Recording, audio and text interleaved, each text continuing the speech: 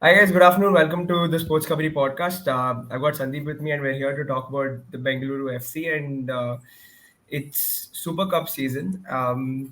It's been an interesting tournament so far for BFC. They've qualified for yet another final this season. They won the Durand Cup. They made it to the ISL final, and now they're in the Super Cup final. Sandeep, at a point, it looked like BFC would not have a great season when chances of making the top six in the ISL were bleak. But now suddenly they made it to the finals of three tournaments. All in all, what have you made of BFC season so far? I think if you look at the whole season, it's been an extremely successful one. Of course, three finals, they won one. The other one, they lost, in penalties. So they were very Yeah, competitive in that final as well, which was a very surprising sort of a final because nobody expected them to get there halfway through the season. So fantastic turnaround for that team. I think being in the third final has sort of cemented Bangalore as the team. For a couple of years, we thought they were not doing well. Even in the summer, although they made some big signings, we were still little, doubtful whether they'll come back to the old team that would challenge for most things. So I guess this is a rubber stamp on the season. Very successful, regardless of what happens in the final. but what did you make of the ISL final? We'll quickly just touch upon that also. But it seemed like a very cagey game to me. It felt like it could go either way, and eventually it went to penalties, and Mohan Bagan won. Did you think BFC could have seen off the threat towards the back end of the game? They had the lead also. Well, it was decided on set pieces. I think you had three penalties and one corner. I think I don't remember the third, Yeah, the yeah, fourth. Yeah, but yeah, it was a cagey game. It was by no means like a exhibition of football, and you're beaming to the world saying, "Come watch this. This is a big final of this league," and the match was not all that great. But there were two sides who were largely not someone who went out and took the game by the crux of the neck, and yeah. it was okay. I was there in the stadium. It was a good atmosphere. Um, yeah, I think BFC, yeah, sure, they could have seen it through. There was a couple of penalty shouts, maybe that should have gone their way, or had Yeah. Shiva not gotten injured right off the bat, maybe Sunil Chetri could have come on later and made a bigger impact. So, you never know these things, ifs and buts. But yeah, I mean, Mohan Bagan were the champions, I guess. Yeah. Talking about Sunil Chetri and Shiva Shakti, I think that brings us nicely into the Super Cup and BFC's performances in the Super Cup. The lineup that Simon Grayson has gone for in this tournament, compared to few other sides, he's gone for a strong side to play the Super Cup. And Sunil Chetri is somebody who's featured in every game, I think. And yeah, did you see this change coming over Shiva Shakti, like Chetri playing every game? One thing that you have to give credit to Sunil Chetri is that he lost his pace, but towards the back end of the season in the ISL, he really stepped up, as we always expected that he would. He's a man for the big games, so he's done that. And then I guess Shiv Shakti getting injured played a part in the beginning when coming into the Super Cup. He was still wearing the mask and all that, so Yeah. probably helped Sunil get into that position. But once he did, again, he scored some goals. He played quite well, but I don't think Bengaluru FC was all that dominant in any of those games they played. But they managed to win, and that team is all about fight. Like I've always said this for 10 years, I've covered them. And one thing in that DNA of that team, everybody talks about the DNA is to win trophies.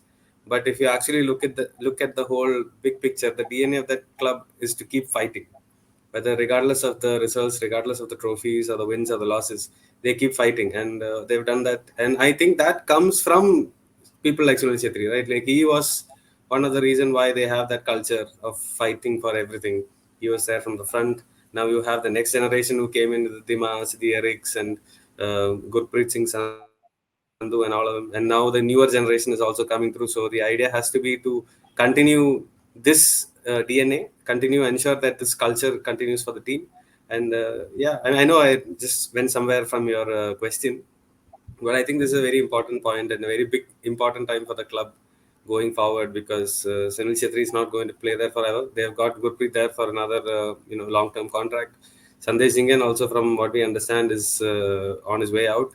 But the Sureshas, the Rohits, those guys will have to, the Bhutias, they will have to now carry on that flag. And the most important thing for this team is to have someone like Sunil Chetri to show them the rope. And this is how that team functions. So to that end, he's done fantastic. He's shown by example. Like you lose your spot, you fight, and you get back into the team. I know Sandeep, like we digressed a little, but anyways, like while we're on it, let's talk about it. Once Sunil is done, Gurpreet is also getting a little older. Um, do you see at all there's a chance for Suresh ending up leading this side for a long time because he's young and he's got a lot of years? If he becomes a mainstay at BFC, is that a possibility? Yeah, I think so. I know there is a lot of people who look at Suresh's skill sets and not all that happy with the way he carries the ball out or the passing ability and all that. But Mm. he's not that player, right? He's Yeah. improving in those aspects little by little, like 1%, 2%, like he only mentioned it.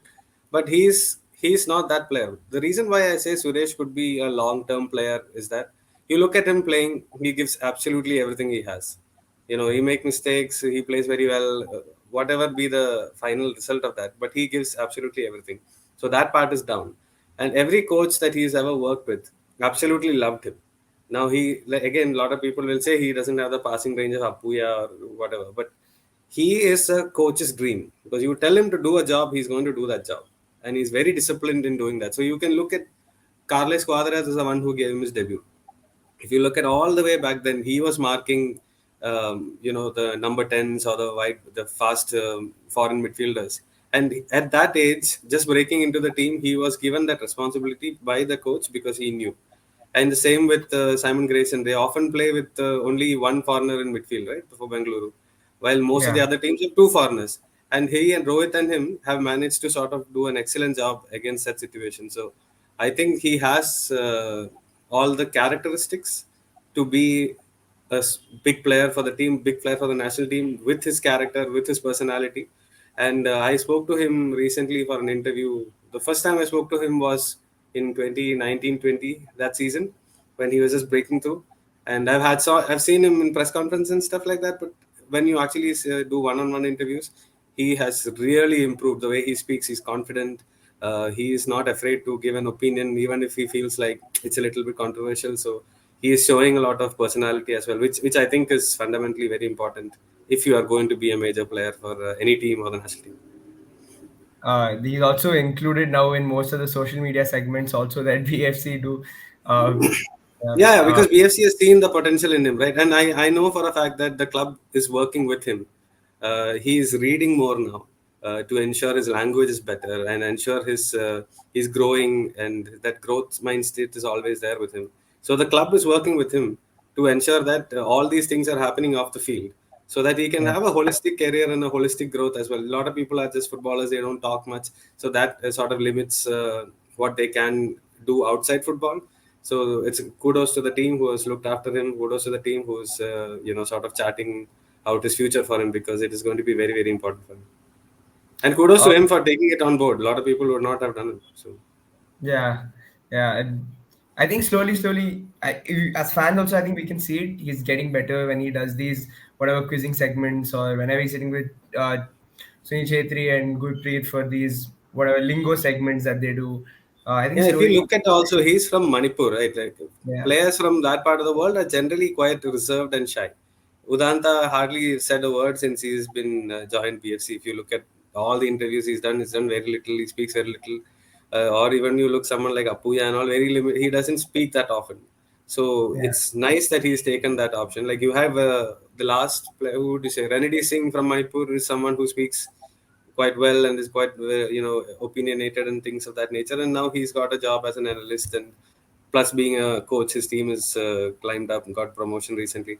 So yeah, it's good for him to have a career beyond football and while in football as well. One of the great strengths of Sunil Chetri is that he speaks very well. He's very articulate, gets his point across. So we need that to promote the game, to promote the team, to promote the national team, to promote himself as well. Sandeep, again, you mentioned something and it just hit me. Talking about Udanta, Hmm. we didn't get a chance to really address this, I think, in the last few podcasts as well, because it was his last home game when BFC beat Mumbai at Kantirva. It got a little emotional. We saw him shed a few tears towards the end of the game after the game was done. But what have you made of Udanta as a player at BFC? Obviously, you're very connected to the fans, and after I could see, like, I had a few friends with me, and after the fans also realized that okay, this is Udanta's last game. It got a little emotional from all that happiness of winning and going to the ISL final. We realized okay, this is Udanta's last home game, and it got a little sad and emotional. What have you made of him so far at BFC? I mean, it's a tough question because I always look at Udanta and think he could have been so much more. That's a feeling that I get because when he burst onto the scene, that speed and that directness, and he was straight into the team. The If you look, the history of signing Udanta was actually they were playing a friendly game. They wanted to play a friendly game against TFA, Tata Football Academy, because they knew this player was there. So Ashley and Pradyum and Richard Hood, who at the time was also at the club, they were the ones who sort of wanted this, and Mandar obviously got the game fixed, the friendly fixed.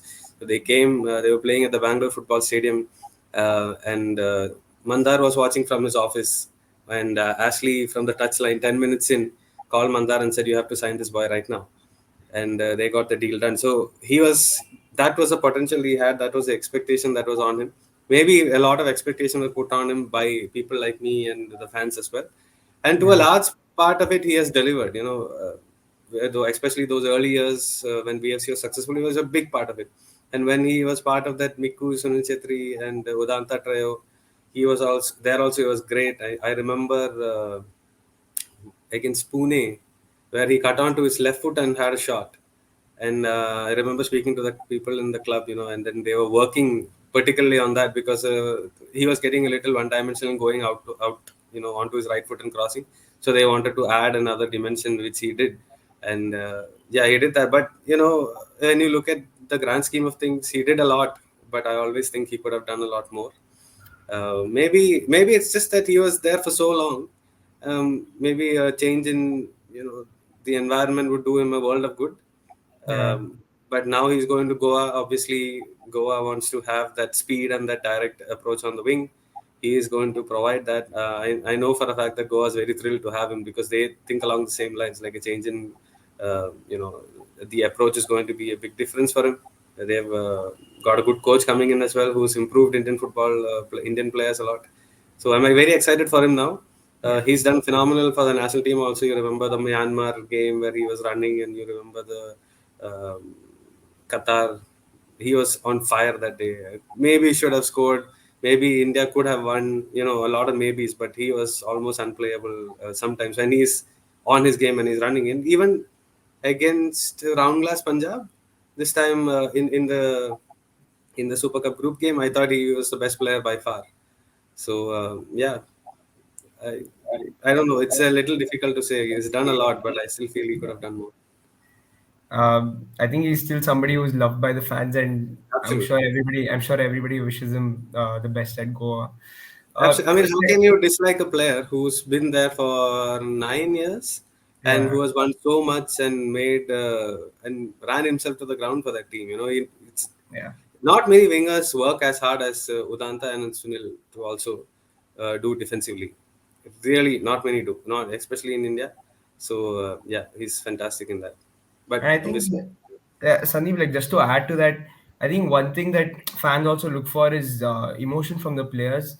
And when you see players are getting emotional, that connection just becomes so much stronger, I feel. And when Udanta broke down that day, I think a lot of fans realized that, okay, the club means a lot to him. And of course, he also means a lot to the fans. yeah, But he came yeah, as an 18-year-old, right? yeah, And his entire career has been in Bangalore. So big moment for him. Yeah, I mean, I didn't see him break down that day because I was at the stadium and I was writing reports and all. But subsequently, I'd seen videos on YouTube and stuff. So yeah, yeah. Like I always I wish like he could have done a lot more, but I think I'm just being a little churlish over there because he has done quite a bit for that team. yeah. One Okay, one thing let's. I would say though, Yeah. Carles Quadrat after the ISL title winning season, and came to me and we were doing an interview and he did say that the guy with the ceiling who has a lot more to improve is Udanta. And it's something that I always that's the reason why I feel like he could have done more. Yeah. I think he obviously has a lot more time. Still, he's still 25, Mm. 26. He has so much time I to think he's 29 or achieve. something, 28, 29. 29. Oh, okay. 28, 29. I'm not sure, but he'll be in his late 20s, right? 10 years, he's been 9 years he's been here. Yeah. Okay, let's talk about the Super Cup then, Sandeep. But what does the trophy mean now? It's the third season of the Super Cup. BFC won it, Goa won it, and then we didn't have it for a few years, and now we're playing it again. And what does the trophy mean? What value would it add to a team winning the Super Cup? I think the previous iterations of the Super Cup was not something that people took very seriously. Like you look at the two teams that won were the two teams that lost the ISL final as those years. And when you lose a final like that, and they had a great season also. So they went on to win those trophies because there was that desire and that hunger. But a lot of the other teams didn't take it seriously. East Bengal wanted to send a B team. A lot of the foreigners didn't take part, and it was not organized all that well either. So before, I wouldn't think it played that much of a role. But now with the AFC Cup spot potentially there, and whoever wins has a chance to get into it. So now there is something to play for, and I think we saw it this year because most of the clubs did come with their best teams. I mean, obviously Mumbai being a big exception, but they had already played and secured the Champions League position, and it didn't really make sense for them to. They thought it didn't make sense to do the whole thing, which is fair. We saw Ayush and all the other younger players getting a chance, and that's a good thing. They played 3 games, and that's fine. But this year, I think overall, when you look at it, it's nice to have one extra tournament. We need to get the players to play a lot more. The AFC spot is a major incentive there as well. But again, I don't think it was organized all that well. In Kerala, maybe they should have had one more venue. Hmm. We saw a lot of issues with like that video with Mohan Bagan and the players, putting their luggages in that. It's not in the big team bus per se, and I am actually very surprised that AIFF has not said a word about this. They have not made any comments or any statements or against KFA who's organizing this, because I know that AIFF sends them budget for logistics and all the rest of it. So why has that not been used properly is a question that they will need to answer. I'm also a little surprised with the lack of media interest as well. uh, you know it was, I mean, generally if this had happened in Bangalore, I'm 100% sure that we would all be all over it, Yeah. writing the fact that these things are not good, or the matches are great, or whatever else may be. I don't think we see the same kind of media interest once the ISL died down. So maybe it has to do with the fact that the big final is over and this tournament, was like the historically not that great. So people forgot or are not interested. Maybe we should have it simultaneously with the league as an option. Maybe that could be one as well. Weather played a big part. It's summer, and Yeah. in Kerala, I mean, it's really hot, man, in Kerala. I'm telling you, people are just sweating, melting as they stand over there. So to play a game, I know it's evening kickoff and all, but still, it's not a great time to play football, especially in Kerala. So all that plays a role. Fans didn't. I don't think fans turned up as much as they Yeah. thought Not they much. would, Yeah. because they did the Santosh Trophy. That was the idea, right? Santosh Trophy was filled, and fans were everywhere, and they thought they could recreate it here. But what they don't understand is Santosh Trophy has a huge legacy in Kerala. There's huge interest. It has 50, 60 years of history, and a tournament that every Malayali in some way, shape, or form is familiar with. Like we've heard about Santosh Trophy. We might have seen Kerala play Santosh Trophy. So that familiarity will obviously breed a lot of interest, which is not the same for Super Cup. So they have not been able to replicate it. So it's a good learning for AIFF. They can't just believe that if you put tournaments in Kerala or in other parts where they expect people to turn up, they will turn up. They will turn up for the right teams. They will turn up if you advertise it properly. They'll turn up if the media is interested. They'll turn up if the whole thing is broadcasted properly and all those things. So none of those were there. So yeah, I'm not that happy with the whole tournament as such, but it's great for the clubs to get some more time to play. So Just again, like touching upon BFC's performances in the Super Cup. Sandeep, like I watched a couple of games. I watched the Srini Deccan game, of course, the semi-final yesterday, but it was not at all. It wasn't convincing. Yesterday, obviously, BFC lost Harvey in the first half, and it got tougher after that. But even when he was there, there were a couple of chances that could have easily gone to the back of the net. Jamshedpur had clear-cut chances that they didn't put in.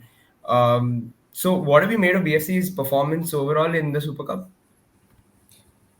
Well, I think one of the things that you have to understand is that none of the teams have looked all that convincing. Like anyone who won and Mhm. anyone who's reached the semi-final looked like a major force.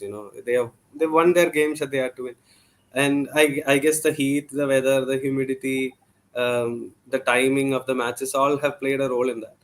But yeah, I agree that Bangalore has also not been all that convincing. But when you look at the grand scheme of things, they have managed to find ways how to win.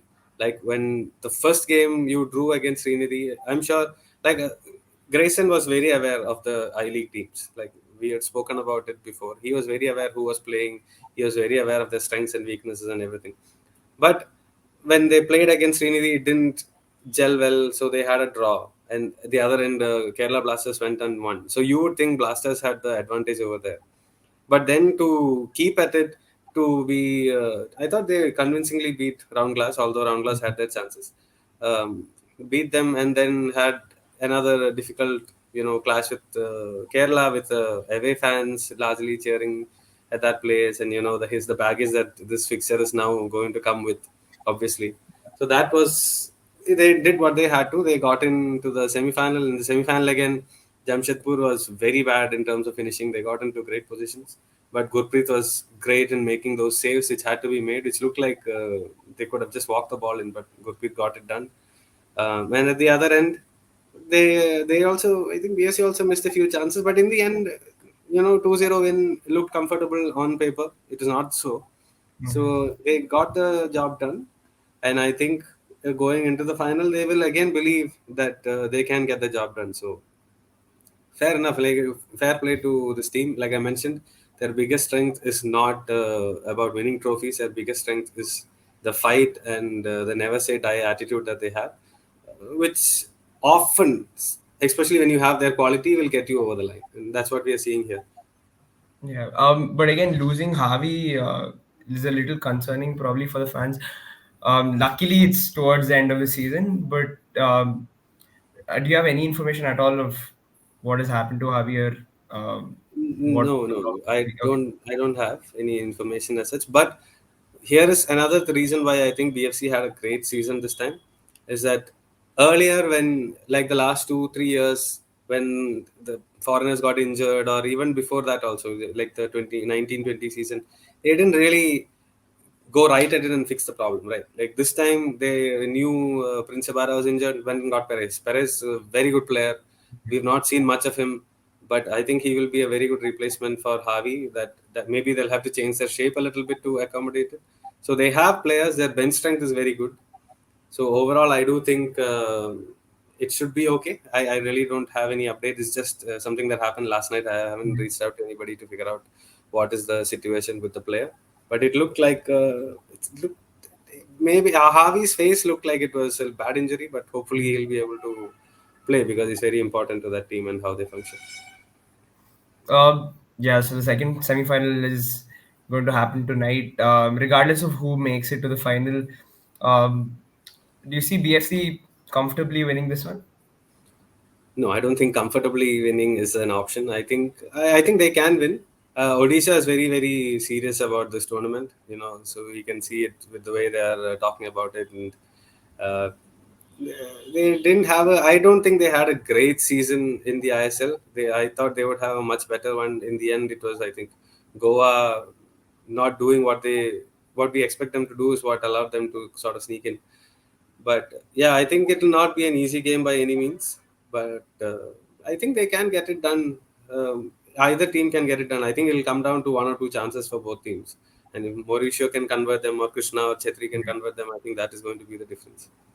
Yeah, and But can I just say this though? I think uh, that whole team, if you look at the whole season they've had, the first half being what it was in the ISL, so Gurpreet has been amazing. He's done yeah, very, very well. There's always some doubts about him from some people. They always had this argument that he and Amrinder and all that. I think he's comfortably put that behind him.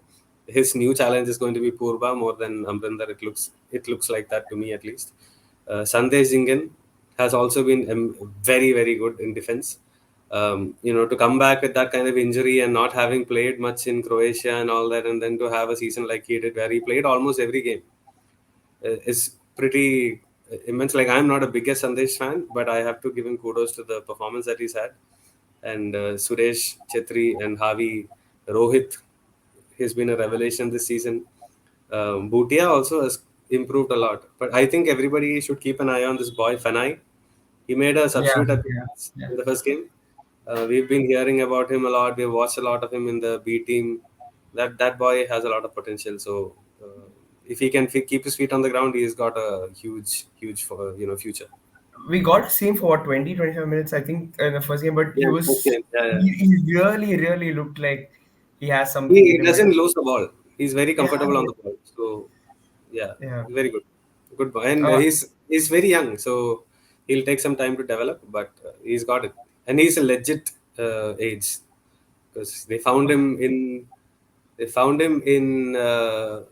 one of the corners of Mizoram. They had a tournament over there. Chempai, I think, is a place. Uh, Mandar and Naushad Musa went there to scout and picked him as one of the two. I think another boy has come from there. I forgot his name, but these two are the ones that they picked out, and he's been doing really well since he was in the Santosh Trophy team for Karnataka. He was playing in the age group national team, and before the tournament started, Simon had told us that he will be going for the Super Cup. So I was really looking forward to seeing him. Obviously, the first game he had some time. Business end, I don't know how much he'll get, but he looked very comfortable in that setting. So next year, I think he might be a major player. yeah, and Sandeep, just lastly, just want to touch upon the formation change. Now, obviously, Simon played with the back five for most part of the ISL, and when he came into the Super Cup, but in the last couple of games, he's gone to back four. He's playing two centre backs in Jingan and Bruno. He's playing with Bhutia at right back and Roshan at left back. Do you think this is something that we can expect next season, that he wants to play the back four and he wants to play with the ball and move away from the system that has given him some sort of success in the past? I think when you look at the season, back five, he used back five, but he would often change in the middle of the game to a back four. He would often do those kind of things. I think he made a change in Mumbai game, and that did not work out at all because they just kept hitting the ball on the overlap, and that absolutely destroyed Bengaluru in that game, the 4-0 loss in Mumbai. But other than that, whether he played a back four or back three, they were never really overrun by anybody. So I think he did a back five at that time because probably they wanted to be more assured in the back, and they wanted to get that confidence of playing and starting to win. So you got that run when they started to win, and then Simon didn't really change much. Personnel Yeah. was the same, the formation was the same. Maybe in the middle of the game, if they're chasing something, he would sort of change to a back four in that half time or in 60 minutes or vice versa. So I think that team has been training with both. Not I think. I know that the team has been training as a back four and a back five, so they are very comfortable in both. They can shift arms, and the people who are playing in different roles know what their roles are. Whether you're a right wing back or a right back, the subtle changes, they are very aware of that. So now they have confidence. They can afford to do these. They can do more 4-3-3 than Yeah. back five. So next year, next season, maybe it depends on the transfer market as well. Now you are losing Jingan, you're losing Udanta. So will they be able to get in Indian centre back at the same level, right? Like I said, Jingan has been amazing this season. So you need to get in an Indian centre back at that level, or have two foreign centre backs. Alan leaving probably played a role in why they're playing a back four as well, probably. So all these things come into play here. So I think what they do next season will depend on what they do in the transfer market. And just again, while we're on it, just last thing, what do you think? Do you think Parag can fit in place of Jingan as that Indian centre back? Not at the same level, no. Okay. Parag is a decent player. He's come through the ranks. He has the great flip, like that left-footed cross ball. Yeah. Doesn't hit it often. I've heard about this that he can do this from Eric Bartolu from uh, who was it this year who said the same to me? Jovanovic said this to me this year. So he has that ability, but he's not really done that so far. So I don't know. I don't think at Sandesh level you need a very strong centre back. He has not shown anything that would make me think that he can take over that role. But he would be a very good third centre back, which he has Yeah, done this year. You know, a third person, an out ball who is able to pass the ball forward and get it through. He has a great throw, very long throw. yeah, So that's obviously another weapon as well if you want to work on set pieces. So these things are very important. That makes him important for the team. But I do still think they'll probably need to get a very high level centre back from India, or they'll have to play with two foreign centre backs because let's see, Anwar Ali is gone. Um, Maybe Hyderabad Sana, I think he might end up staying there.